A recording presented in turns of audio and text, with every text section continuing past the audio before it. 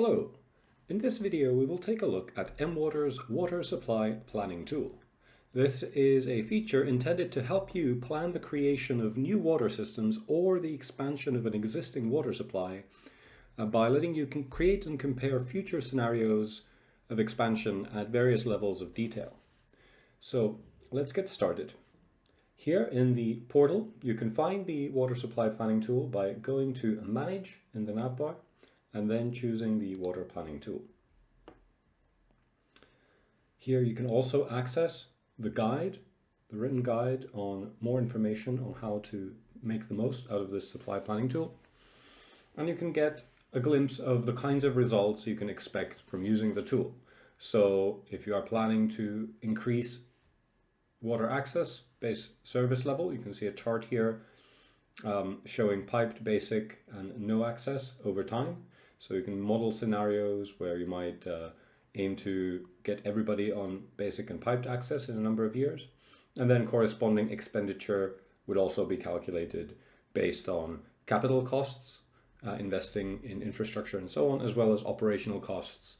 So things like staff fees and maintenance fees and so on. Here is an image of a result where you might have an existing water utility, which in this case is mapped in mWater in terms of its assets, and you can plan an extension to an area that's not yet being served by this utility. So the basic step to start using the water supply planning tool is to create a new workspace, which is one of three kinds. And this depends on the level of detail you want to do your planning on and how much effort you want to put in. With all of these different types of workspaces, that is the regional, the system workspace and the asset workspace, you can basically approach the work from either a cost or population standpoint. So how many people do you aim to reach or can you reach with a given budget? Or if you have a target of needing to serve a certain amount more people, how much do you need to expand? How much do you need to pay for that? So the three different workspaces we have are a region-based workspace, where you're really just planning on expansion at this level of administrative regions. So this is great for estimating the costs of achieving service level targets at that regional level. And this is especially effective when you don't have the mapped assets in mWater already, or it's not part of the work you're trying to do. So it's very high level. You're just saying, here are these areas, and we know that they have a piped access of 27%, let's say, we want to increase it to 40% in 2 years. Given these population estimates and inflation costs and so on, unit costs for elements, how much would it take? Then you can compare scenarios. So this is the high level view. Going deeper, we have the systems level. This is where you can calculate costs and coverage for new and existing water systems and point sources. So this new workspace starts to reward you for having assets already mapped in mWater. Here you can imagine drawing an area on a map, and these dots here are population estimates. And then you can, in a more accurate way, estimate, well, what would it cost to increase coverage to a certain area on the map?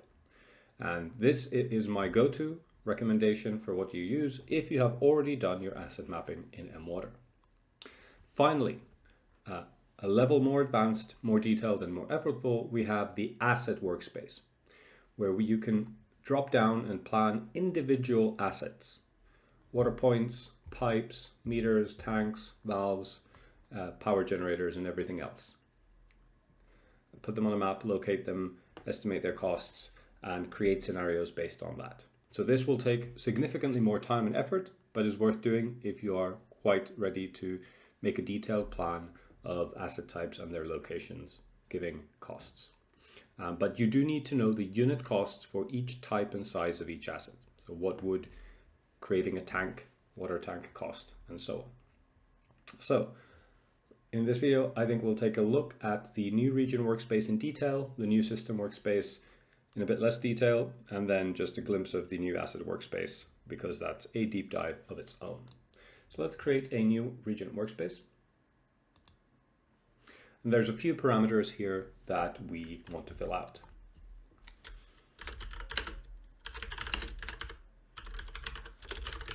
we want to give a name, put a start year and end year on the work, and then a default inflation rate. What are we expecting the cost to increase by year on year? Now, since this workspace is leveraging the administrative boundaries we have in mWater, it expects you to select the region you're interested in. Say north of Haiti, where there might be a population growth rate of 3, let's say. Then you can set workspace permissions, administrators and viewers. Just to be clear, the default population growth rate means how many % does the population that is first of all derived from the satellite information in mWater, how much does it grow? This can be overridden on a region by region basis. So let's save this workspace. Okay, let's create 2 plans that we can then compare and contrast.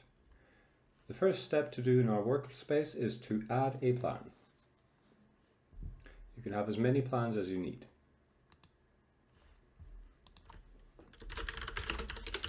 Let's have a simpler baseline plan to begin with, where we know that 20% of the population has piped water supply at the beginning of our project, and let's say 50% have basic supply. And by the end, we want to reach, slightly improve our reach. This is our minimum target, let's say. We can then enter just high-level unit costs for, first of all, the capital expenditure that is a one-time cost for adding piped water supply. What is the annual recurring cost? So perhaps we want to say that adding pipe supply is expensive to begin with, but then much cheaper to maintain, whereas basic supply is cheaper to invest in, but then more expensive to run. You can also optionally set more details in terms of the targets for each of these planning units. So these are regions that are within this north of Haiti administrative region in our system. But basically, this is all you need to fill out to get the basic plan together. Now we have one plan that we can calculate by clicking Calculate Results.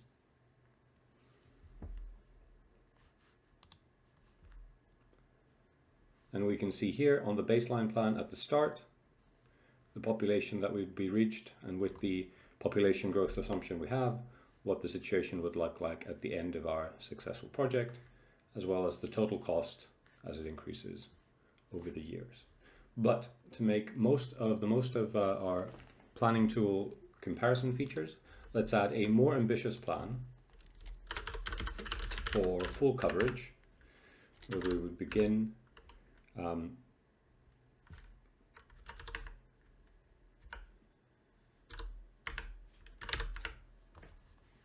with similar starting assumptions and target to have everybody covered with some kind. But the same cost assumptions could apply.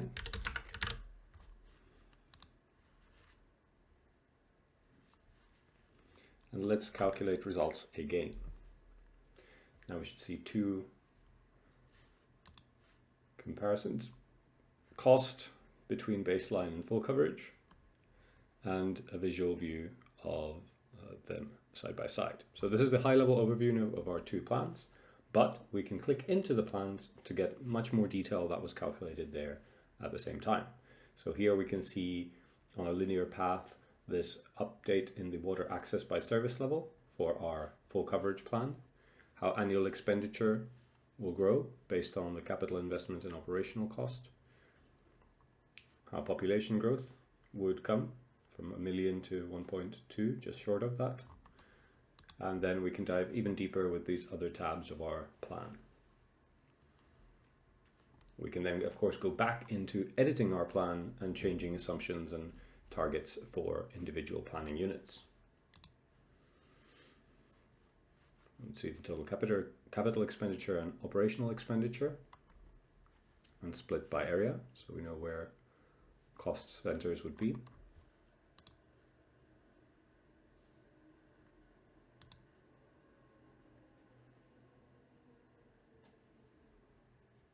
And finally, assumptions listed out. The same exists for the baseline plan, and if we go edit the plan, we can make changes to our basic assumptions. However, one more thing to look at beyond the assumptions and settings is the prioritization tab, where we can find what is the better plan for us given our expectations. So let's take a look at how this prioritization tab works. Here we get an entry for each plan that we have created, along with a view of its total capital expenditure, annual operational expenditure, the target total access, and piped access. And the idea here is that you can give a weighting to each of these dimensions, and it will then rank these plans in terms of how well they match your expectations and your priorities. So in this basic setting, each of these four elements, these four dimensions, have an equal weighting. So capital expenditure is 1/4 of the importance. Keeping it down, keeping operational expenditure down is equally important, total access, and so on. But let's say that we want to keep operational expenditure low, but capital expenditure, we don't mind if it's a bit higher. What we can then do is increase the weighting. It works best if you always add them up to 100. So here we have still a target of 100, or a sum of 100 in our weights. Yes. Now we see that the table here was recalculated. So the scores changed and they're now closer to each other. So the operational expenditure is lower in the baseline plan, so we then get a better weighting for the baseline plan. So if we increase the weighting of piped access from 25 to 50, we shall see that the full coverage plan, which has greater piped access, increases in score. It's still outweighed by the much larger capital expenditure in our initial scenario, but if we don't care about that anymore, let's say we are agnostic about that, we should then see the piped plan take precedence considerably, the full coverage plan. So this is a way for you to check the fitting of different scenarios. So these different plans, if you add more than two, will all show up in these charts that show the various dimensions and help you hopefully make a decision on what plan to pursue to reach the goals that may vary on your case-by-case basis. So that's the overview of the region-based workspace.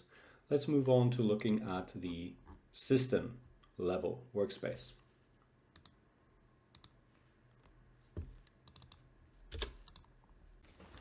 So let's create a system workspace.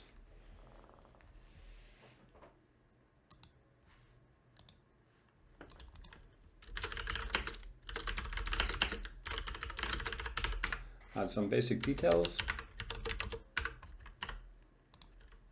similar to how we did.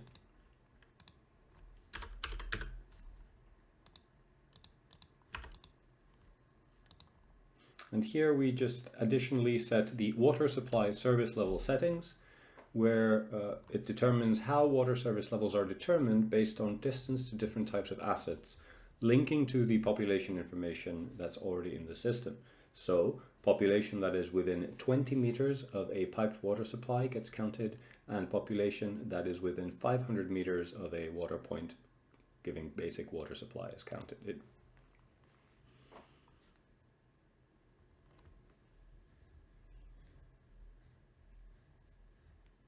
So we get a similar view and can now start adding more plans.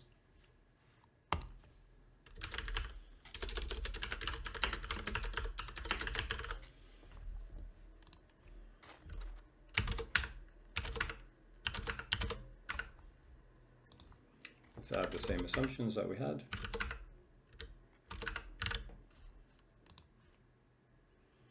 And now we will see that the planning view is different. We can go to the map, and here we can import existing systems from mWater. So now we can bring any water systems within this coverage area just without adding any filters, but the types of assets that we can import are water points, pipes, and water systems. So here we already have over 10,000 assets brought in. This step just brings these assets into our planning view. It doesn't create them anew.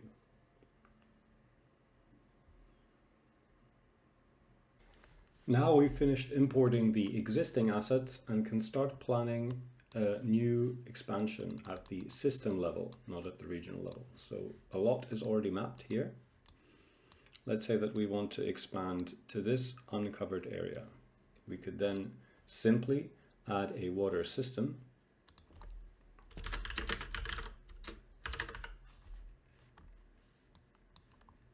and draw the polygon as needed.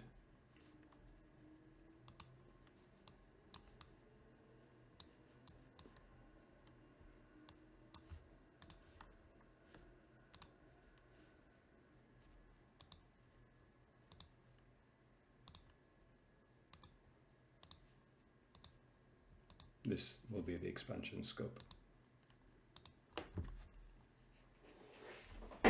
In addition, we can draw individual pipes and water points within that area.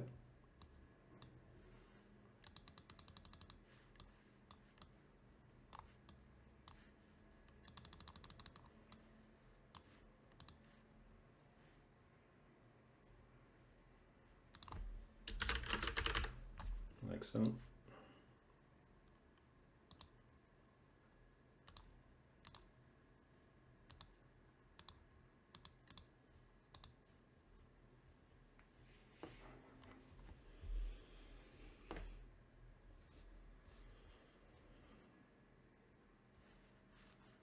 And so on until we're happy with our plan. We can calculate the results. Let's see the completed calculations now.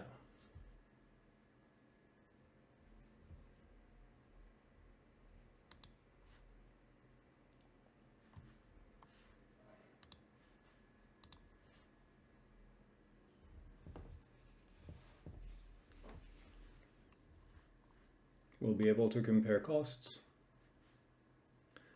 The capital expenditure here of 3 million relates to the water system expansion we just marked.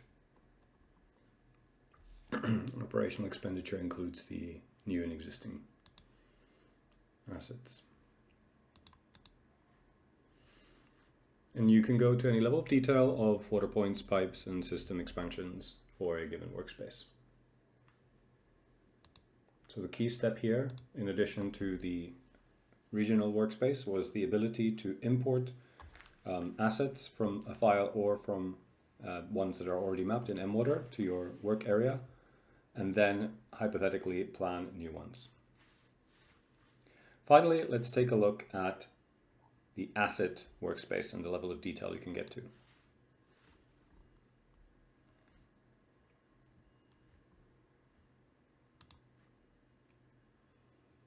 The key step here is to also include a unit cost table. So here in plans,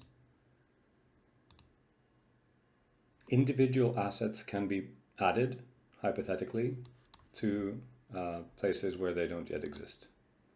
So this can be water points, tanks, power units, treatment facilities, and so on. You give the name and the type, everything else is optional. Subtype, installation date, planned removal date, and expected lifetime, as well as the scaled cost for assets that have that.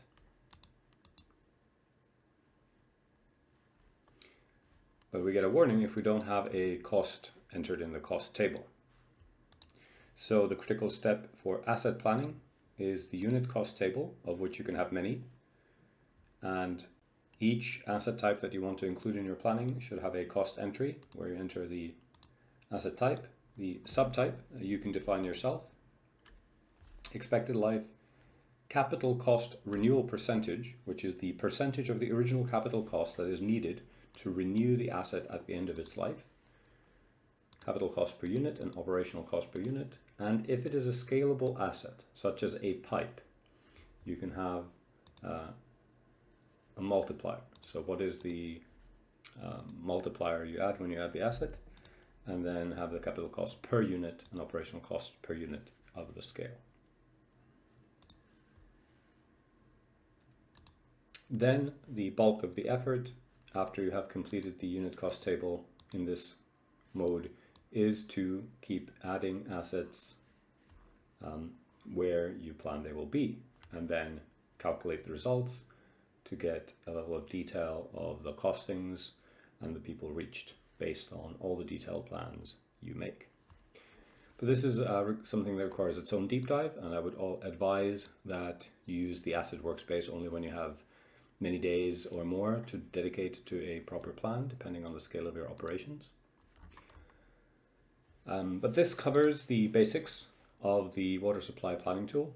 Take a look at our written guidance material for more in-depth step-by-step instructions on these 3 different types of workflows and how to do planning by population or by budget. Reach out to us through our email if you have questions or suggestions, and we wish that your work goes successfully. Thanks for watching.